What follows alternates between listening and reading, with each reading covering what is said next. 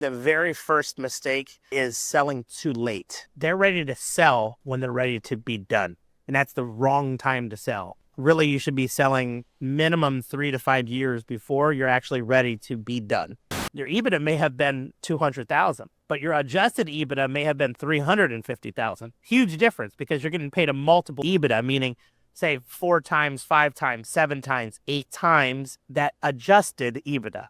Signing agreements that say something along the lines of, if you don't sell to us, you will be charged up to $50,000. You're locked in to only working with us through this due diligence process, call it 120 days. You don't get all of your money up front almost all the time. You're going to get paid, say, 65% to 85%, and then the rest is going to be terms.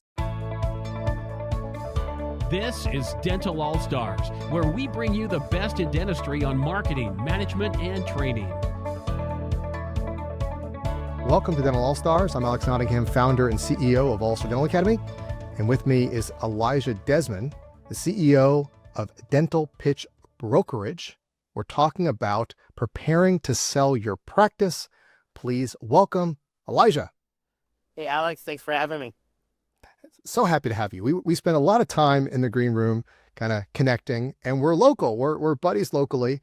We've been following each other for, almost a decade, and we never got a chance to chat. And shame on me for not reaching out. Shame on you for not reaching out. We're buddies here, local, Fort Lauderdale, South Florida. But anyways, I'm so happy to finally connect with you, and we have a lot in common. Like I said, you've been following us, All-Star, for a while. We've been following you. For many of the businesses you've done. You're a serial entrepreneur, very well liked and well known in industry, and you're a DJ too. Let me start with that. You're a DJ? That's fun. What's that all about, man? Well, first off, I think everybody loves music, right? Yeah. I mean, I haven't met one person that said, like, I don't like music. Maybe it's a different genre, but everybody loves music. So do I. I have been DJing for about 4 or 5 years now, 4 years. I went to Scratch Academy in North Miami, Hollywood area, and took me 2.5 years. And I did that with the intention of actually DJing motivational concerts. So I'm a motivational speaker specifically for kids. I save kids' lives from the stage.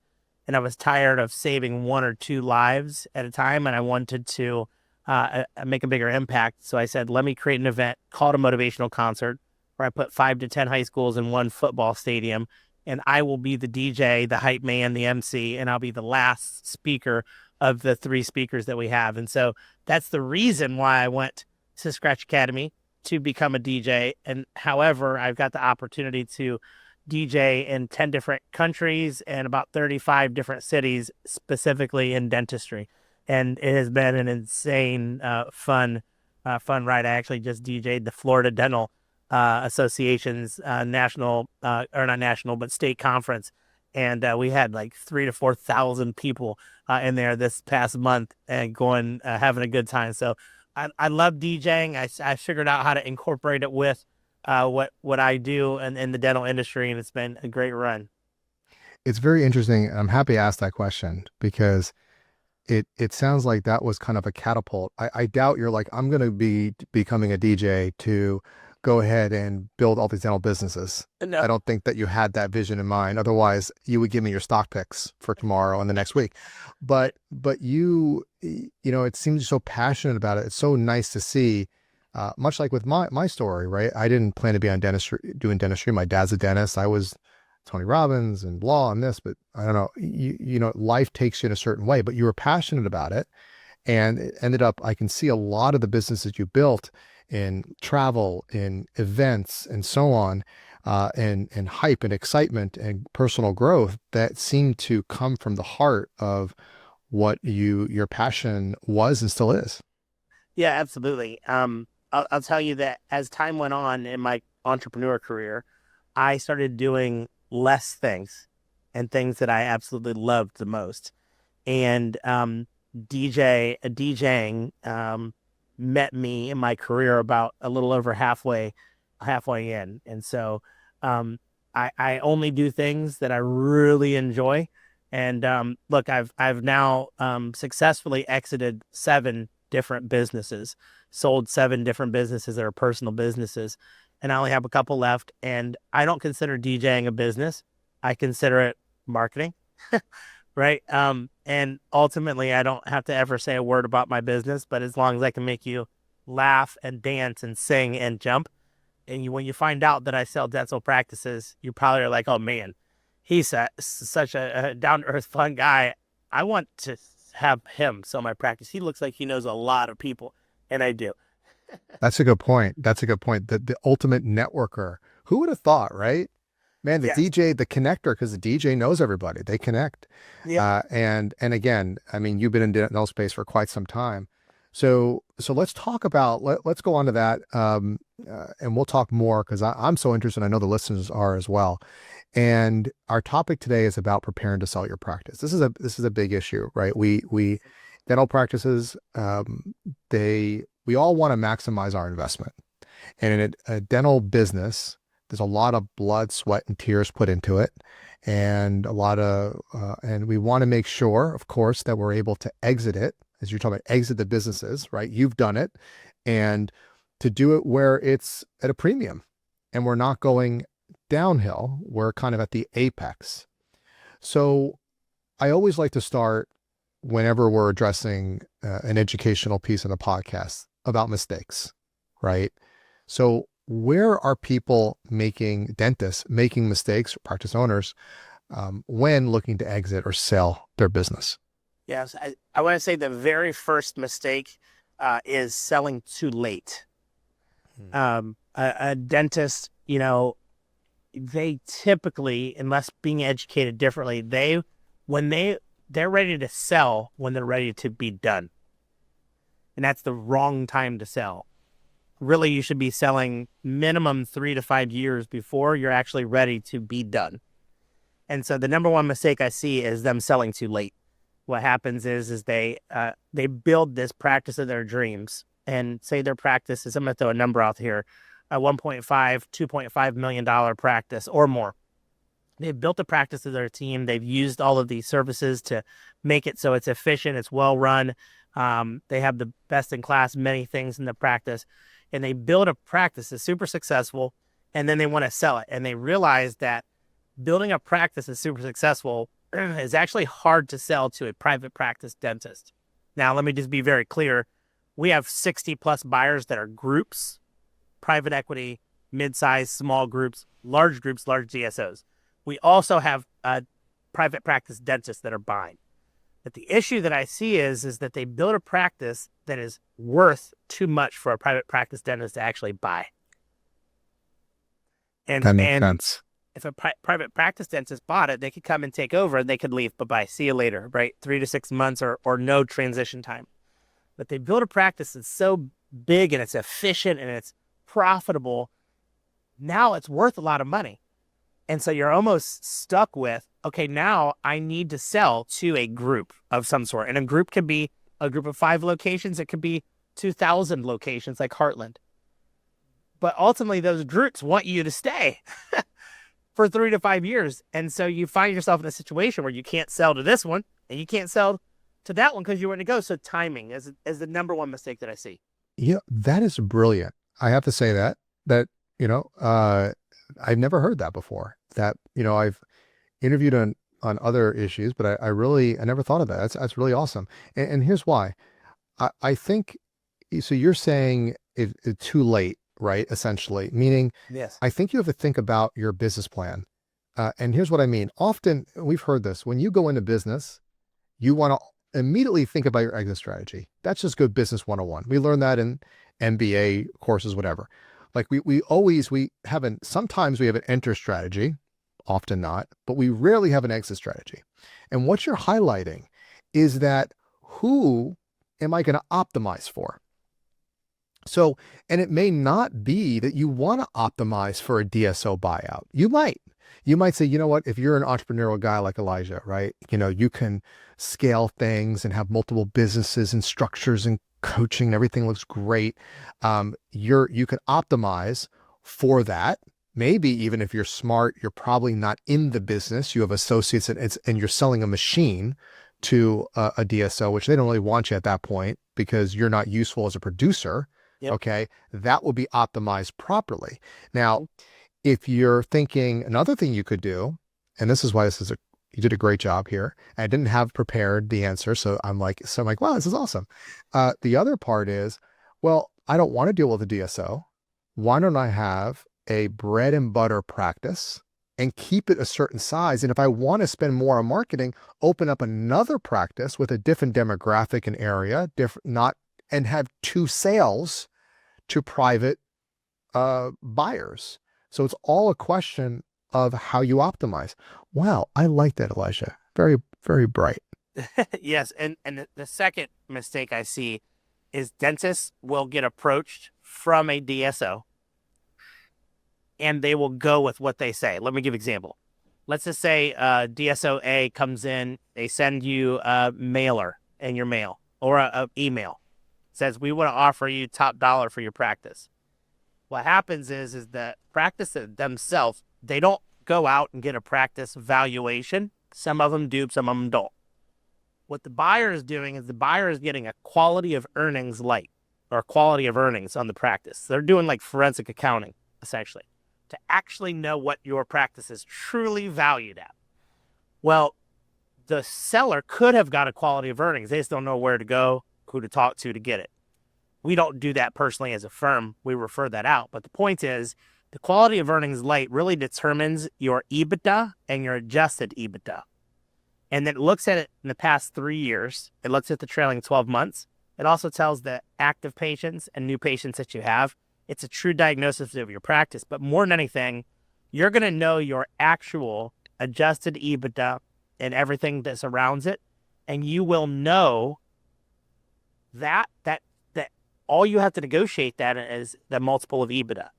So to not have a quality of earnings and go in to sell your practice is crazy, because you really need to know all of these numbers, because that's what they're looking at.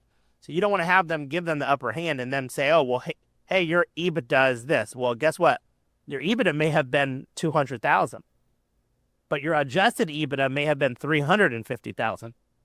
Huge difference, because you're getting paid a multiple of EBITDA, meaning say 4 times, 5 times, 7 times, 8 times that adjusted EBITDA.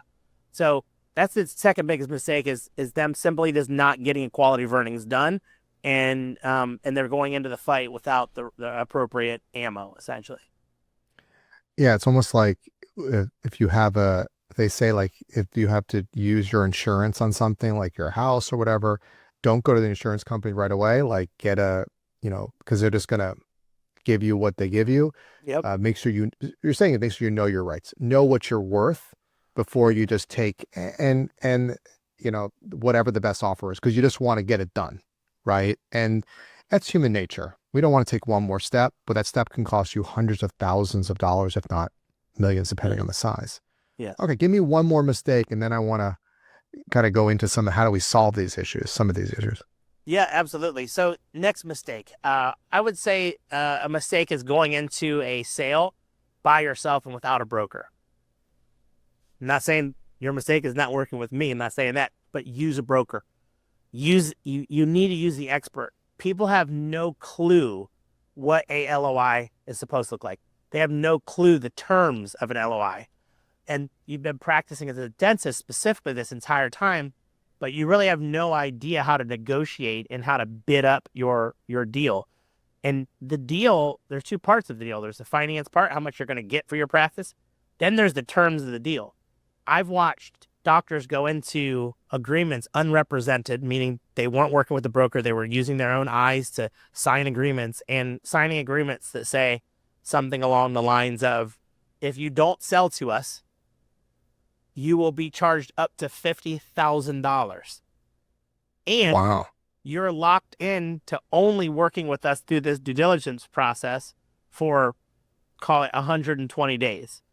And if you get out of it, they can charge you $50,000. Like, no broker in their right mind would ever allow that to happen.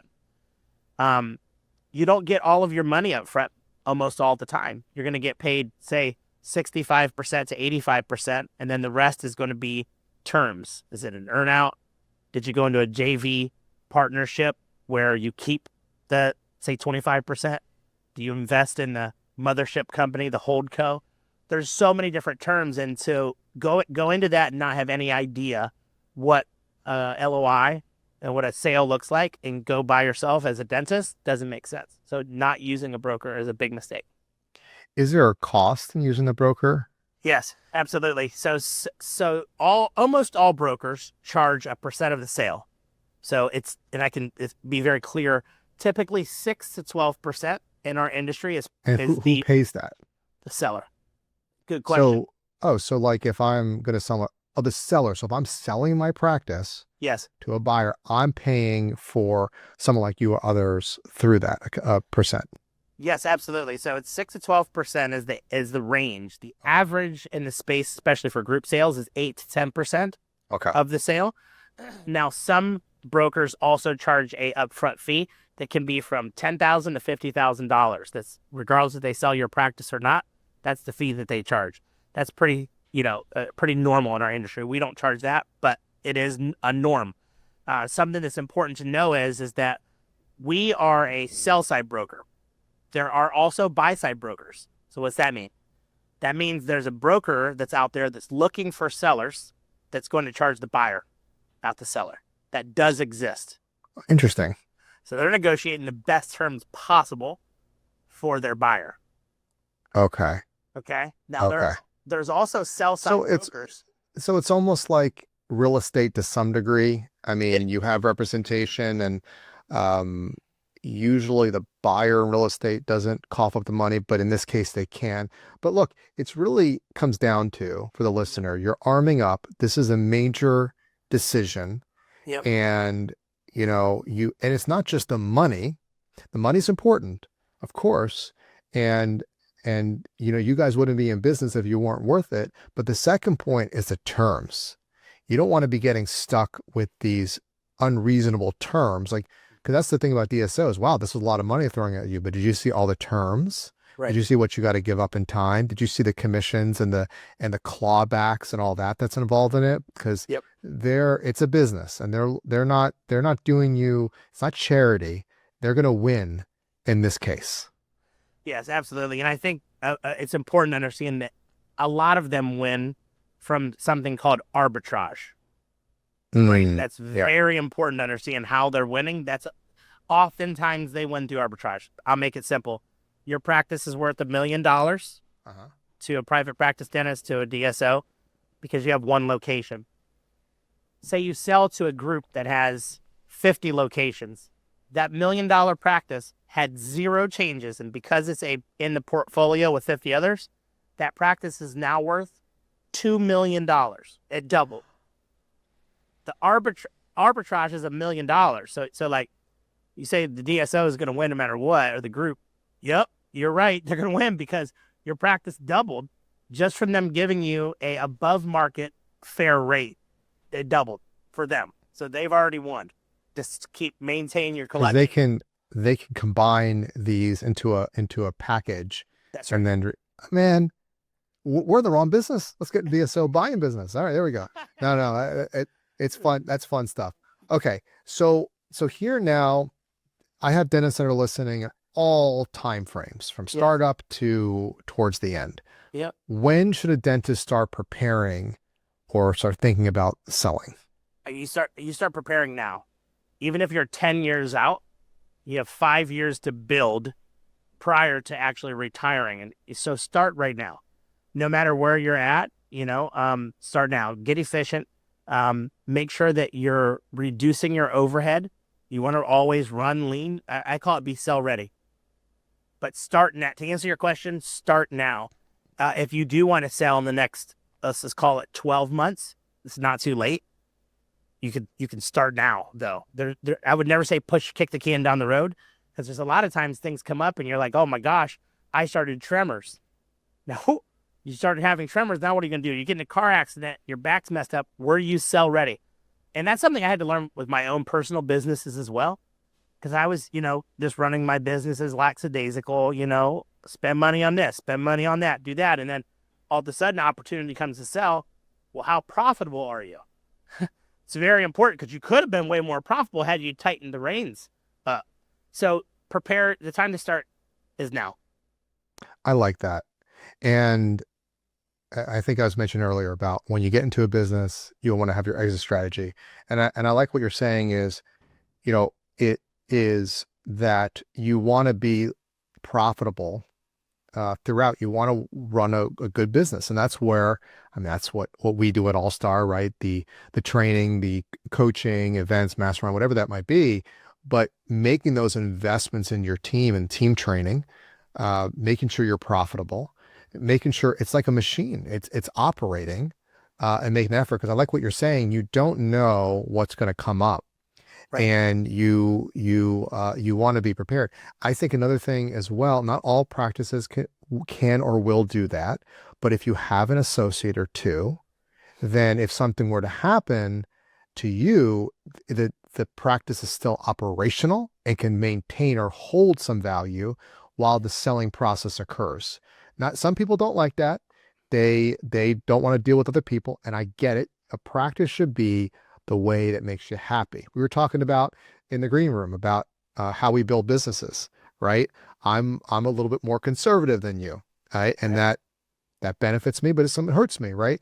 But it's okay. People have got to figure out their temperament and how they do it, but you must have a plan, like we talked about, of how you're going to do it. So if you're a one-person show, do you have enough insurance to cover that? Do you have a plan or situation like another dentist that's willing to buy? You could even probably have a deal ready to go that, a contingency deal, if something were to happen, somebody can jump in, take control, sell. So I like what you're saying. These are conversations because you don't know when something's going to happen, and you want to have this is your biggest asset in many cases. Yep. And I do want to make a point that you'd mentioned about preparing practices to sell and getting them ready and how much are they spending on what. I want to be clear that there is EBITDA, the adjusted EBITDA. Sure. The best thing that you can do for your practice is hire a company like yourself at All Star, is hire a company to help them to grow their EBITDA. But I'm going to tell you the big reason. First off, you can't do it by yourself is good. Number one. Okay. Number two is this. I'm going to throw a number out there. And Alex, I don't even know how much you charge. I'm not going to put you in a spot and say, hey, what do you charge? But let's just say it's $20,000 a year. Just throwing a number out there. No, too much. Okay. No, we have our prices on the website. We're very affordable. What I have one consultant says, you cheap. No, we're affordable. Okay. Because the key about anything is it's got to be something. I tell all of our clients, you got to be able to tolerate that investment for the long term, because you want to get to a good adjusted EBITDA, and you want to stay there. Right. So you would agree, because I know you are in the coaching space and you work with a lot of coaches and advise them, is that coaching is phenomenal, and having professional support and sticking with it. So you're always lean, mean, productive, and ready to go. Yeah. So I'm going to throw a number out there. It's called 10,000. Okay. There you go. So a practice invests in coaching in any capacity at $10,000. Yeah. And then a group buys that practice. Very important to understand that if your EBITDA was, I'm going to call it, your EBITDA was $200,000. Your adjusted EBITDA would be $210,000. Oh. Okay. So you're going to actually get all of that money back. So let's just say the cost was $10,000 and you sold for a 6 times multiple. When you sell the practice, you're actually going to get that money back. So you're going to get $210,000 times, say, 6. So 10,000 times 6, $60,000 is what you would get for that $10,000 investment. It's super important to understand for the people that are watching, like, should I invest in my practice, and should I invest in any kind of coaching of sorts? Answer is yes, because if you're preparing to sell, you want to ultimately get your EBITDA the highest, but you're going to remember you're going to get that ad back at the end. So for all of my coaches listening and all of our members and those associated with All Star, Elijah just grew All Star 20% with that one idea. Now, so I love that. That's beautiful. I mean, gosh, it makes sense. I mean, why would you keep that on there? And I think for those listening, it again supports the idea that having professional support. So there's 2 areas to this, I think, that are important. And one is that, so our philosophy of coaching, which no one else talks about this because I have to give credit to Scott Hallman when I worked at Tony Robbins, which is the idea of self-funding coaching. At All Star, our coaching is self-funding, which means it pays for itself within 90 days. And we're month to month. There's no agreements. And our people stay with us forever. I'm looking for new coaches if you know any, because our coaches are sold out because it's affordable. People stay with it. It's great. So that's number one. You want coaching to pay. The second, what you're saying is that I don't have to worry that this is going to be an expense from a valuation. This has nothing to do with the valuation. You get the benefit of the valuation because your company grows, but that is not something that's adjusted EBITDA, that's out of there, because the new company, they're not using it. That's right. They don't want it. That's right. Same thing goes for a CT scanner, any kind of iTero. Those are one-time expenses. You're like, I'm about to sell my practice. Oh, it's okay. Get efficient and grow your EBITDA. And then that expense gets added back for the adjusted EBITDA, which you wouldn't even know if you don't do a quality of earnings, by the way. And they're probably not going to come out and tell you, hey, this is a one-time expense. Nope. They're going to take it off of your EBITDA. You don't sell on EBITDA. You sell on adjusted EBITDA. Okay. This is amazing. All these great nuggets. I love it. Elijah. Wow. My Fort Lauderdale, Miami, South Florida buddy. Okay. So let's wrap this up here because there's so many good things here. And here's what I'd like. Give me one thing that a dentist should do tomorrow. Okay. In terms of this issue. And then tell me where people can go to learn more about you or get a resource or what. So that's what I want to know. Tell me. Yeah. I would say one thing is I would go and download off of my website a book on practice growth and practice sales specifically. And that book is the EBITDA handbook.